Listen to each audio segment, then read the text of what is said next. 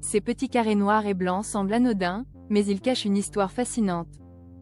De leur invention pour optimiser une chaîne de production automobile à leur rôle clé dans la transformation digitale mondiale, les QR codes témoignent du pouvoir des idées simples mais révolutionnaires. Nous sommes au début des années 1990, au Japon. Toyota, leader mondial de l'automobile, fait face à un défi majeur. Son système de production, fondé sur la méthode « juste à temps », repose sur une logistique ultra efficiente. Mais un problème ralentit cette perfection, le suivi des pièces.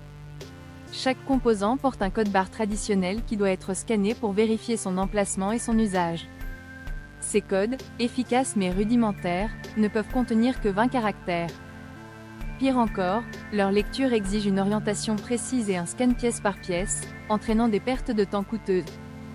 C'est dans ce contexte que Masahiro Hara, ingénieur chez Denso Wave, filiale de Toyota, entre en scène.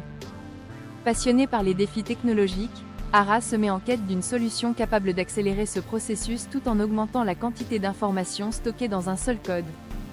L'idée lui vient en observant le jeu de société Go, où des pièces blanches et noires se déplacent sur une grille.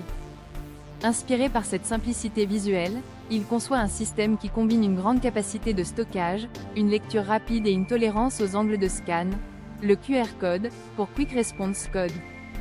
Lancé en 1994, ce code peut stocker jusqu'à 7000 caractères, une révolution par rapport aux 20 caractères d'un code barre classique. Mais ce n'est pas tout. Le QR code est capable de corriger jusqu'à 30 PER sans des erreurs visuelles grâce à sa redondance intégrée. Cela signifie qu'il peut être partiellement masqué ou endommagé tout en restant lisible. Rapidement adopté par Toyota, il transforme les chaînes de production en éliminant les retards liés à l'identification des pièces. Cependant, malgré ses prouesses techniques, le QR code reste cantonné à l'industrie pendant plusieurs années.